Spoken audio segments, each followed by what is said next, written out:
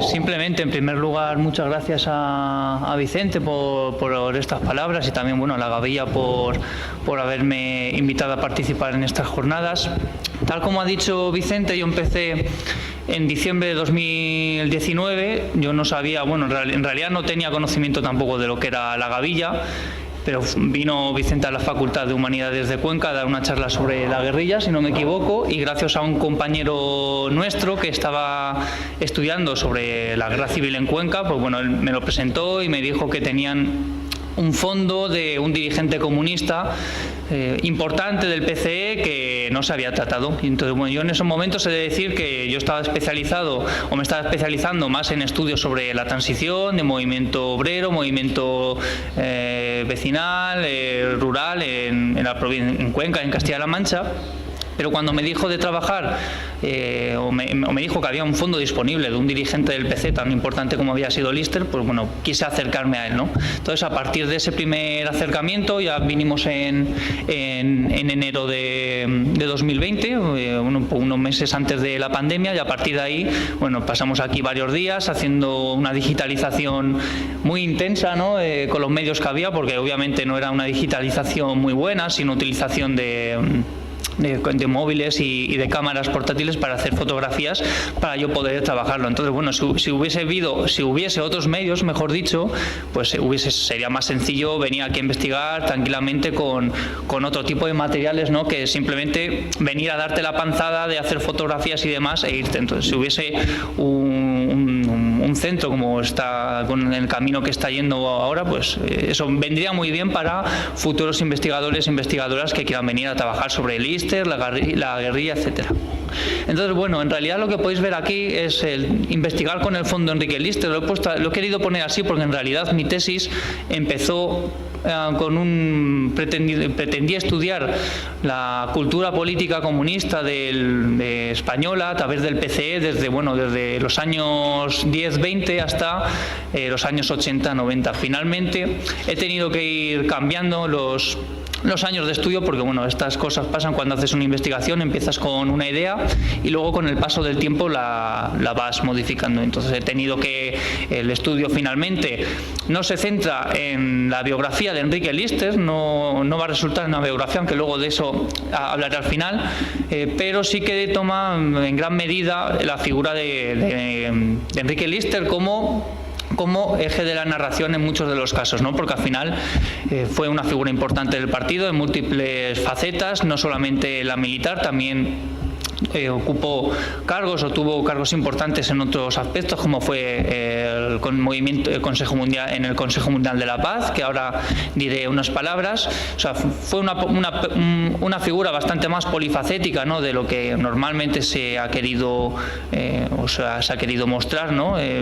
Principalmente, bueno, se le conoce por dos cosas: por ser un militar de la guerra civil y luego también por ser el archienemigo de Santiago Carrillo, ¿no? Pero también en esos dos extremos había múltiples facetas y yo algunas de ellas las he querido estudiar en mi tesis doctoral.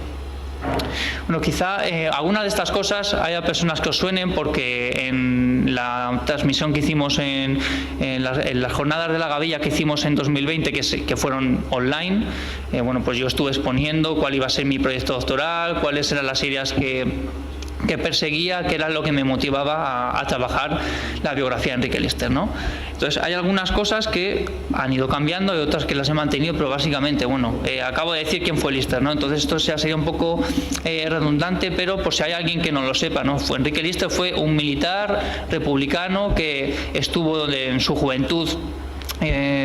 Vivía en Galicia, se trasladó luego a Cuba, posteriormente regresó a España, tuvo que salir nuevamente de España y fue enviado a la Unión Soviética, donde en Moscú se formó como militar, pero también trabajó en la construcción de la primera línea de metro en Moscú. Allí recibió conocimientos militares, luego regresó a España y ahí fue donde se forjó, bueno, esa faceta principal que es como militar, ¿no? De milicias, que acabó siendo coronel del ejército republicano, que él autodenominado general. Eso sería ya quizá una cuestión más técnica para debatir, pero también es cierto que recibió el nombramiento de general honorario de varios de los ejércitos, de ejército soviético, polaco y dos más que ahora ucraniano y yugoslavo, me parece, si no recuerdo mal, puede que me equivoque. Bueno, fue aparte de militar republicano, también fue dirigente del Partido Comunista de España. Aquí se le puede ver con una serie de dirigentes internacionales como Brezhnev, Ceausescu, que, disculpa que no se vea muy bien, pero pensaba que se iba a ver más grande. Bueno, simplemente esto lo he puesto para que unas pequeñas muestras, por si alguien no sabe quién fue Enrique Lister, y que ha cobrado bastante importancia en lo que ha sido mi tesis doctoral al final, que no lo he dicho, pero yo lo que hago es estudiar cómo el Partido Comunista de España, de principios de la Guerra Fría hasta 1959-1960 aproximadamente, utiliza el concepto de paz para luchar contra la dictadura franquista, ¿no? Entonces lo que hago es centrarme mucho en el ámbito internacional y ver cómo el PCE utiliza algunos de los espacios internacionales de movimientos prosoviéticos, como fue el Movimiento por la Paz, ¿no? Que recibe varios nombres. Bien, este es el fondo, archivo Enrique Lister, como podéis ver, consta de muchísimas secciones. La verdad es que en total creo que tiene como 84 cajas, 80 y algo cajas, además de otros materiales extra también de premios que recibía a lo largo de su vida, trofeos y ese tipo de cosas. Es bastante profundo, ¿no? Con lo cual, pues bueno, yo obviamente he trabajado una parte, me he llevado muchísimo material a casa, pero no he podido ni mucho menos trabajar todo. Aquí, bueno, podéis ver todos los que tiene del PCE, que son en gran medida copias del archivo que hay en Madrid, pero también tenemos documentación del PCOE, que está así, es única en algunos casos, ¿no? Y contiene de congresos y de correspondencia con otras secciones que tenía el PCOE dentro de España y fuera de España, fundamentalmente también en Francia. Luego la parte de hemeroteca, documentación gráfica, publicaciones, Consejo Mundial de la Paz, que es el que más he trabajado. Estos que veis aquí en amarillo son los que yo he tenido la oportunidad de trabajar más en profundidad. ¿Qué es lo que se puede encontrar en el fondo de Lister? Bueno, hay una gran cantidad de documentación, desde periódicos producidos en Francia, también en Checoslovaquia, porque Lister y seguramente también yo creo que gracias a su mujer, a Carmen, que era la que, estoy casi seguro que era la que se encargaba de organizar su archivo personal. Yo creo que Lister tenía ese afán de almacenar, pero luego era la mujer la que procesaba toda esta documentación, y en gran medida a la quien hay que agradecerle que toda esta documentación haya pasado a la posteridad, ¿no?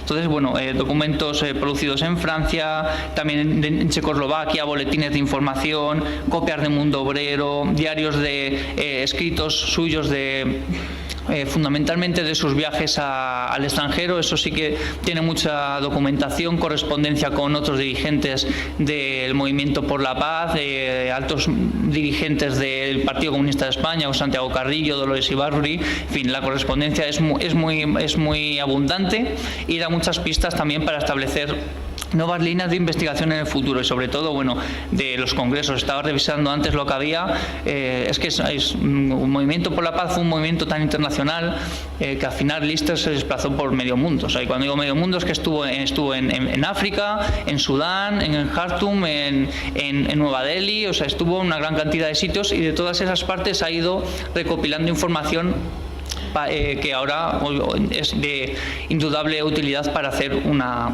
investigación.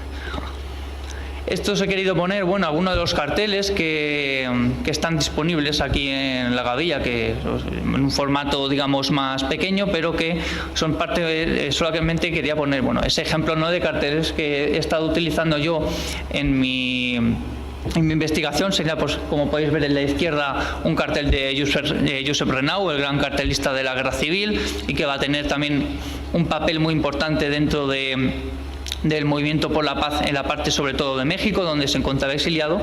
Y luego, bueno, pues este cartel aquí, que ejemplifica la lucha del PCE por lo que ellos consideraban que era la paz, ¿no?, el concepto que manejaba el movimiento comunista frente a otros conceptos emanados desde lo que digamos el bloque occidental durante la Guerra Fría. Bueno, lo que decía antes, esto simplemente por dar algunas pequeñas puntualizaciones, ¿no?, de lo que yo estoy trabajando. Aquí podéis ver, bueno, yo lo que trabajo es la paz como propaganda, lo que he dicho al principio, qué significado tenía durante la Guerra Fría, y luego algunos de los aspectos que yo he estado abordando en mi investigación son la desnuclearización, cómo aborda el PCE toda la cuestión del desarme nuclear, porque siempre se encuentra en esa compleja relación entre defender a la Unión Soviética y a la vez defender su propia línea política, luego el desarme general, los movimientos de descolonización que surgen en los años 60 y también, bueno, todo como objetivo último de evitar la guerra. ¿Voy bien de tiempo? Lo que he dicho antes del Consejo Mundial de la Paz, que es al final el aspecto que vertebra mi investigación, fue básicamente una plataforma que impulsa la Unión Soviética en agosto de 1948 y que lo que pretende básicamente es impulsar su agenda política, ¿no? Entonces, en un momento en el que se está desarrollando la Guerra Fría, que la URSS todavía no dispone de armamento nuclear y que todos se mueven en un ambiente mucho más discursivo, ¿no?, que real, bueno, discursivo que real no, en el que el discurso cobra una gran importancia como herramienta para intentar atacar al rival, ¿no?, y presionarlo.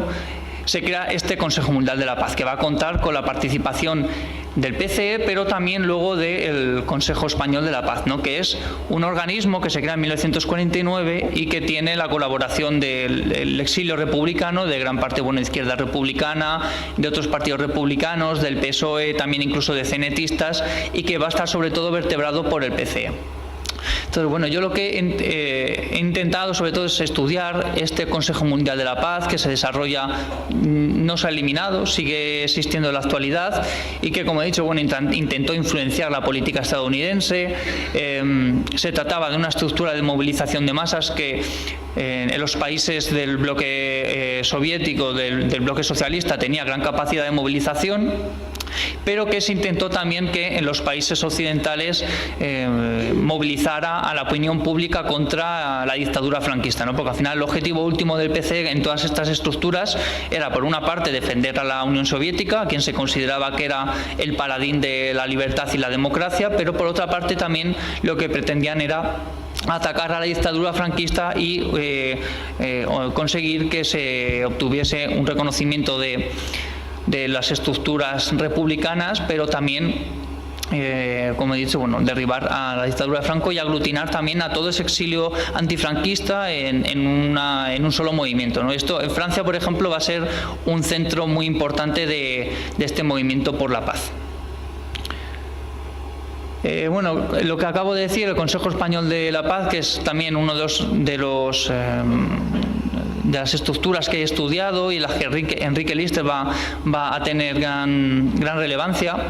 Y he puesto, bueno, aquí simplemente un par de imágenes para que podáis ver. En la imagen de la izquierda se puede observar, si no me equivoco, el de la izquierda es Félix Montiel, el del centro Wenceslao Roces, ambos del PCE, y luego Honorato de Castro. O sea, que al final la España republicana, en estos primeros congresos que tienen lugar del Consejo Mundial de la Paz, va a tener, digamos, una presencia bastante destacada. Luego, con el tiempo, se va a ir diluyendo.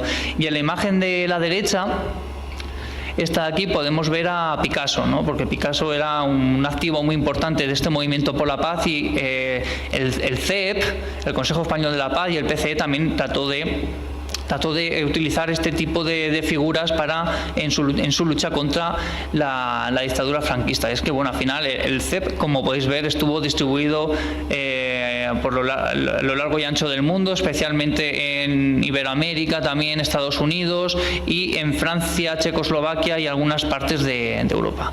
Lister, todo esto está relacionado con Lister, ¿vale? Porque al final el Lister era como el enlace, digámoslo así, entre estaba el Consejo Español de la Paz, una parte que estaba en América y otra parte en Europa. Entonces Lister tenía ese papel un poco de intermediador, de organizador entre las dos secciones. También porque, bueno, como conocía, tenían tantos contactos con el movimiento por la paz que estaba dirigido por los soviéticos, pues Lister tenía también un poco ese rol de hacer de enlace entre ambos movimientos y de organizar y demás.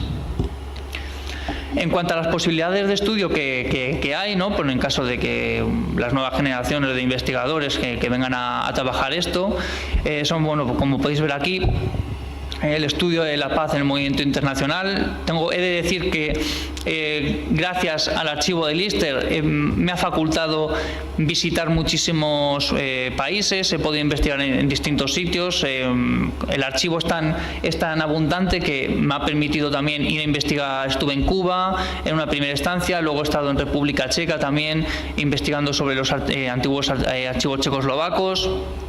También me ha facultado ir a realizar ponencias a otros países, con lo cual es muy abundante, y yo creo que en el futuro también va a permitir que incluso que gente que posiblemente también del extranjero incluso pueda venir a visitar este archivo y a darle difusión.